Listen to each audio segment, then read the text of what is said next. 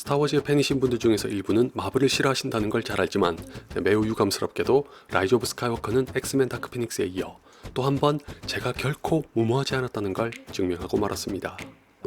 앞으로 그 어떤 영화가 나온다고 한들 어벤져스 엔드게임만큼 팬들을 행복하게 만들 수는 없을 겁니다. 비록 하찮은 놈이지만 제 목숨을 걸고 장담합니다. 제가 기꺼이 목숨을 걸고 장담할 수 있었던 이유는 아주 간단합니다. 왜냐하면 어벤져스 엔드게임은 장장 20편이 넘는 영화로 쌓아왔던 캐릭터와 사건의 서사가 전작인 인피니티 워에 돌입하기 전부터 기초를 탄탄하게 마련했었고, 덕분에 엔드게임은 현실적으로 이 이상이 불가능할 정도로 훌륭하게 그려진 그림 위에서 마음껏 뛰어놀며 활용점정을 찍는데 한결 수월했습니다. 바로 이 점에서 스타워즈와 마블의 운명이 처절하고도 뚜렷하게 갈라집니다. You should have gone for the head. 두 영화 모두 최고의 강점은 아마도 팬 서비스로 가득하다는 게 아닐까 합니다. 저 역시 라이즈 오브 스카이워커를 가리켜 역대 최악의 스타워즈 영화라고 하면서도 결말만 따로 떼어놓고 보면 팬들이 만족할 수도 있다고 했었죠. 그럼에도 불구하고 제가 엔드게임은 목숨까지 걸고 인정하면서도 라이즈 오브 스카이워커는 혹평을 감추지 않았던 건 둘 사이에 어마어마한 차이가 있기 때문입니다. 그게 뭐냐면 엔드게임과 달리 라이즈 오브 스카이워커는 철저하게 팬 서비스만을 위한 영화로 만들어졌다는 겁니다. 제가 이 영화는 중반을 지나면 손에 잡히는 대로 막 던지다 못해 이것저것 다 챙겨주려다가 자멸했다고 말했던 게 그래서인데, 이 비극적인 사단이 난 근본적인 원인은 제가 리뷰를 마무리하는 말로 남겼었고 여러분도 짐작하고 계실 게 틀림없는 청사진의 부재입니다. 여기서 한 가지 재밌으면서도 스타워즈의 팬이라면 절대 웃지 못할 사실을 말씀드릴까요? 마블의 케빈 파이기는 이미 오래전부터 많은 사람들의 예상과 달리 큰 그림을 미리 그려놓지 않고 한 번에 하나의 영화에만 집중한다고 말했습니다. 실제로 엔드게임이 개봉했을 때 말씀드렸다시피 제임스 건도 아스가디언즈 오브 갤럭시에 대해 전혀 몰랐고, 엔드게임의 작가들도 가디언즈 오브 갤럭시 3편의 각본을 읽어보지 않았다고 했으나 저도 그렇고 여러분도 그렇고 해외의 언론들도 그렇고 케빈 파이기의 말을 거짓말이라고 확신하는 건 도무지 사전 계획 없이 만든다고 하기에는 믿을 수 없을 만큼 마블의 영화들이 마치 정교하게 설계된 명품 시계의 톱니바퀴처럼 잘 맞물려서 돌아가기 때문입니다. 그렇지 않았다면 엔드게임이 지금 같은 엄청난 성공을 거둘 수는 없었을 거라고 장담합니다. I just really miss him. Yeah, I miss him too. 스타워즈도 각각의 감독에게 전적으로 영화를 맡겼다는 것에서 엇비슷한 전략을 표방하고 있었지만 케빈 파이기의 발언에 대한 반응과는 정반대로 스타워즈는 그 말이 100% 진실이라는 게 라이즈 오브 스카이워커를 통해 낱낱이 공개됐습니다. 이 말인즉슨 스타워즈는 진짜 최소한의 청사진도 없이 주먹구구와 임기응변으로 일관했다는 걸 라이즈 오브 스카이워커가 만천하에 증명했다는 뜻입니다. 이 영화를 나락으로 추락시킨 가장 큰 원흉인 팔퍼틴의 존재부터가 그렇습니다. 적지 않은 분들이 라이즈 오브 스카이워커는 라스트 제다이가 싼 똥을 치우려다가 처참하게 망가졌다고 하시던데, 개인적으로 똥이라는 표현에는 동의 못하지만 라스트 제다이 때문이란 것에는 동의합니다. 단적인 예로 팔퍼틴이 돌아온 건 라스트 제다이 때문이란 게 밝혀졌습니다. 크리스테리오에 따르면 라스트 제다이에서 스노크가 죽어버린 바람에 카일로 렌을 선의 길로 인도하는 게 까다로워졌기 때문에 팔퍼틴이 필요했다고 하는데, 이것만 봐도 스타워즈 시퀄 3부작이 얼마나 엉망이 돼버렸는지 알 수 있죠. 라스트 제다이에서 아무런 계획도 없이 스노크를 죽게 내버려뒀다는 게 확인됐다는 것도 그렇지만, 더 나아가 그 탓에 아나킨 스카이워커의 희생은 수포로 돌아갔다는 건 스타워즈 시리즈 전체에 있어 치명적인 오점을 남깁니다.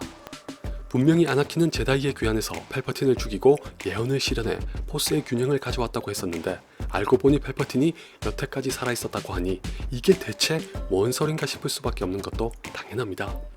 다만 크리스테리오가 팔퍼틴의 육신은 그때 죽었다고 한 걸 보면 혹시 엑세골에 있던 시스의 숭배자들이 나중에 팔퍼틴의 영혼을 부활시킨 걸로 해서 아나킨에게 해가 가지 않는 걸로 설정할 수도 있으나, 정작 영화 속에서는 팔퍼틴의 부활에 대해 전혀 설명하지 않아서 지금은 그냥 꿈보다 해몽일 뿐입니다.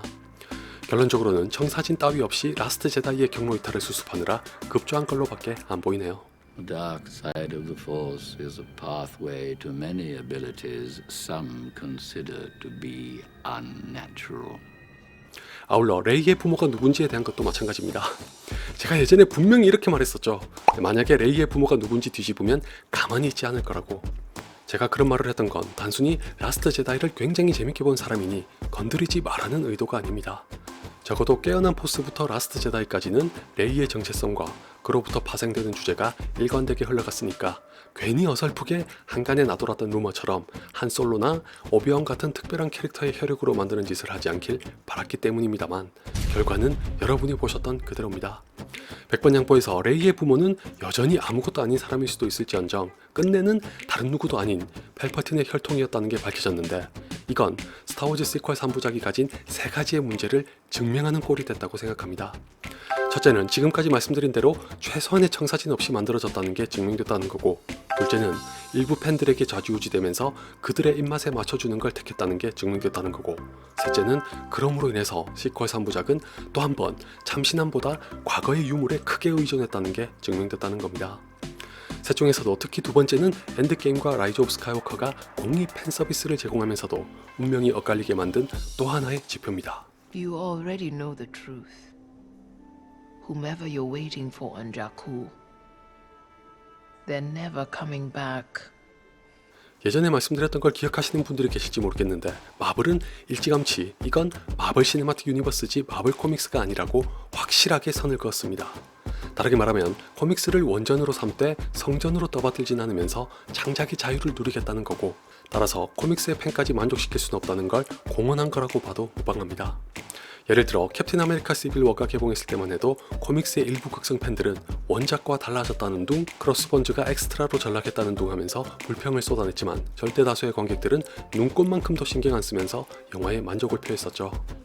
반면에 스타워즈는 청사진을 그려놓지 않고 시작했던 걸로 인한 후폭풍을 라스트 제다이로 고스란히 맞으면서 결국 라이즈 오브 스카이워커를 성난 민심을 달래는데 바친 셈이나 마찬가지가 됐습니다. 물론 둘은 좀 다른 경우긴 하지만 궁극적으로 제가 하고 싶은 말은 이겁니다. 과연 라스트 제다이가 어떤 결과를 불러올지 몰랐을까요? 만약 몰랐다면 그것도 문제고, 알고 있었다면 차라리 뚝심 있게 밀어붙였어야 하는데 그러지 않고 팬들의 비위를 맞춰주는 데 급급한 나머지 라이즈 오브 스카이워커를 오로지 팬 서비스만을 위한 영화로 전락시킨 꼴입니다. 중반에 접어들면서 본격적으로 물량 공세를 쏟아내기 시작하는데, 보통 물량 공세라고 하면 시각적인 스케일을 가리키지만 라이즈 오브 스카이워커에서의 물량 공세는 곧 팬 서비스입니다. Let the past die.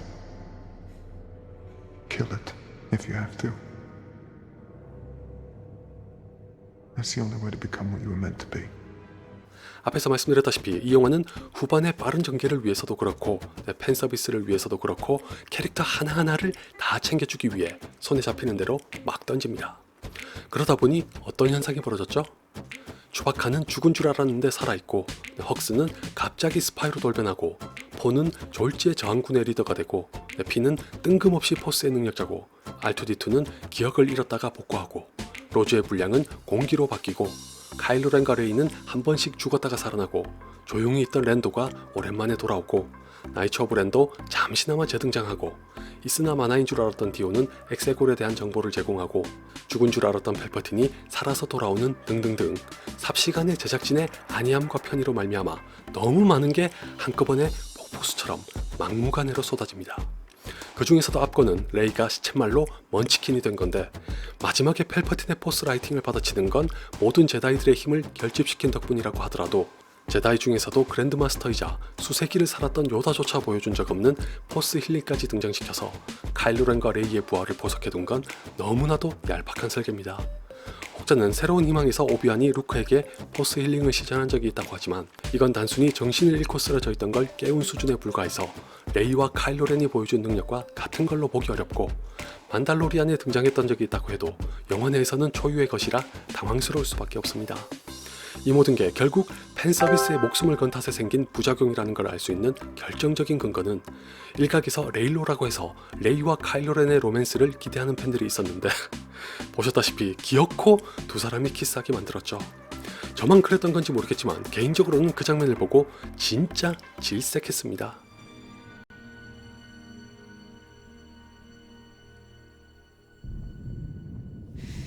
사실 표면적으로 보면 엔드게임도 어벤져스의 주요 멤버들 모두에게 저마다의 역할을 부여했다는 것에서 라이즈 오브 스카이워커와 다를 게 없긴 하지만 엔드게임에는 있는 게 라이즈 오브 스카이워커에는 없어서 두 영화의 결과물이 결코 같을 순 없습니다. 그게 바로 스토리텔링이죠. 길게 말할 것도 없이 이것만 딱 비교해봐도 대번에 알 수 있는데, 엔드게임에서 캡틴 아메리카가 멸리리를 들었던 거랑 라이즈 오브 스카이워커에서 핀이 포스를 발휘하는 게 두 영화를 모두 본 관객들에게 똑같이 받아들여졌을까요? 절대 아닙니다. 둘 다 반전이었음에도 불구하고 캡틴 아메리카가 멸리리를 들었을 때는 기쁨의 환호와 탄성이 터지는데 반해 핀이 포스를 발휘할 때는 황당함이나 탄식이 나옵니다. 이렇게 상반된 반응의 차이는 결국 스토리텔링의 유무에서 갈리죠. 쉽게 말해서 캡틴 아메리카는 여러 영화를 통해 쌓아왔던 캐릭터의 서사를 우리가 익히 알기 때문에 선뜻 받아들이지만 핀은 아닙니다. 기껏해야 몇 개의 단서가 있을 뿐이고 그마저도 핀이 지금까지 줄곧 영화의 중심에서 상당히 멀어져 있었기 때문에 설득력을 전혀 발휘하지 못합니다. 유감스럽게도 라이즈 오브 스카이워커는 이런 식의 처리가 후반부에 쓰나미처럼 밀려옵니다. 시간에 쫓겨 스토리텔링은 다 무시한 채 팬들의 눈치를 살피면서 마치 우는 아이 떡 하나 더 준다는 심정으로 주요 캐릭터들에게 모조리 훈장을 달아주느라 정신없죠. 게다가 10중 8구 엔드게임을 떠올릴 수밖에 없는 결말부의 전투까지 가관의 연속이 이어지면서 도저히 허망함을 감출 수 없었습니다. 오죽했으면 크리스테리오도 스토리텔링의 부족을 인정하면서 할 수만 있었다면 두 편으로 나누는 게 자신의 꿈이었다고 말했는데, 여기서 이 영상의 처음으로 돌아가 다시 한번 강조하자면 스타워즈 시퀄 3부작이 끝내는 참담하게 무너진 근본적인 원인은 케빈 파이기 같은 리더의 부재로 인한 청사진의 결여입니다. 팬들의 잘못도 아니고 라이언 존슨이나 JJ 에이브람스와 크리스테리오를 탓할 것도 아니라 이 3부작을 어떤 방향으로 어떻게 이끌어갈지 미리 설계하지 않고 중구난방으로 만들었던 게 치명타요 결정타입니다. You were the chosen one! It was said that you would destroy the Sith, not join them! 애초에 9편으로 스카이워커 일대기를 끝낼 요량이었다면 지금보다 더 치밀한 계획이 필요했고, 제가 라스트 제다이를 아주 재밌게 봤으면서도 스포일러 리뷰에서 9편까지는 기존의 캐릭터에 대한 예와 애정을 유지하고 10편부터 새 역사를 써내려갔어도 됐을 텐데 왜 이렇게까지 급진적이고 과격한 방식을 택해야만 했는지는 의문이라고 말했던 것도 그래서입니다. 지금처럼 다급하게 마구잡이로 던질 게 아니라 차근차근 전개해서 매끄럽게 마무리할 수 있는 기회를 애초부터 날리는 바람에 라이즈 오브 스카이워커는 망가질 대로 망가졌고 라스트 제다이는 돌연변이로 남고 말았습니다. 정작 포스의 균형이 절실하게 필요했던 건 디즈니와 루카스 필름이었던 거죠. May the Force be with us.